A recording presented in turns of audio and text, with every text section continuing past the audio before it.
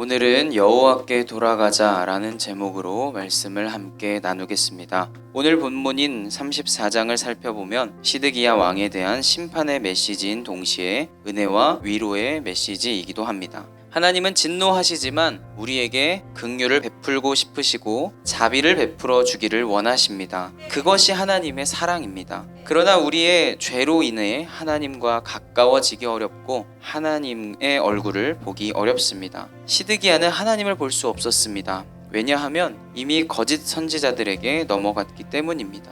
거짓 선지자들은 예루살렘은 멸망하지 않을 것이라고 예언했습니다. 그 말을 믿고 예레미야의 예언, 하나님의 말씀은 전혀 듣지 않았습니다. 그렇기에 결국 시드기야는 그의 아들들이 보는 앞에서 죽게 됩니다. 우리의 모습과 비슷합니다. 거짓 선지자의 말을 더 경청할 때도 있고 눈앞에 있는 문제들을 자기 생각을 가지고 해결해 보려 합니다. 바라기는 우리가 눈앞에 있는 문제를 바라보는 것이 아니라 문제보다 더 크신 하나님을 바라보며 주의 얼굴 보기를 구하는 우리 모든 성도님들 되시기를 예수님의 이름으로 축복합니다. 34장 8절부터는 여호와 하나님 앞에서 백성들이 언약을 어겼던 모습이 등장합니다. 이 언약은 종이 된 사람을 7년째 되는 해에 자유롭게 놓아주는 것이었습니다. 종이 된 사람들을 7년째에 놓아줘야 한다는 언약이 신명기에 기록되어 있습니다. 잘 지키고 있었지만 그들의 뜻이 변하여 자유를 주었던 노비를 다시 노비로 삼았다고 말씀하고 있습니다.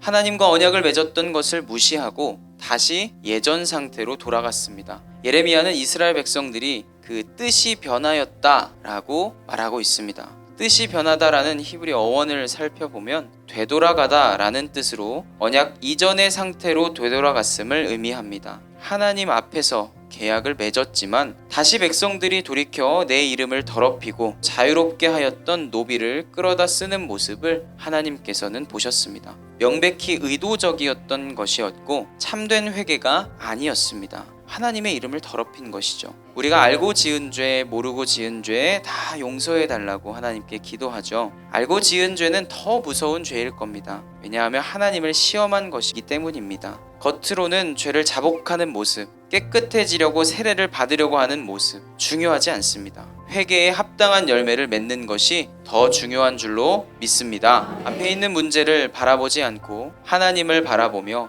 회개에 합당한 열매를 맺기를 바랍니다. 문제가 닥치면 알면서도 죄를 짓기도 하고 상황이 바뀌거나 호전되면 회개하지 않을 때가 있습니다. 그러나 우리 모두 회개의 열매를 맺고 주님의 보혈의 피를 의지하며 간절히 기도해야 할 줄로 믿습니다. 바라기는 여호와께 다시 돌아가 하나님을 위해 살고 문제보다 더 크신 하나님을 의지하며 하나님의 이름을 높여드리는 자들이 되기를 예수님의 이름으로 축복합니다.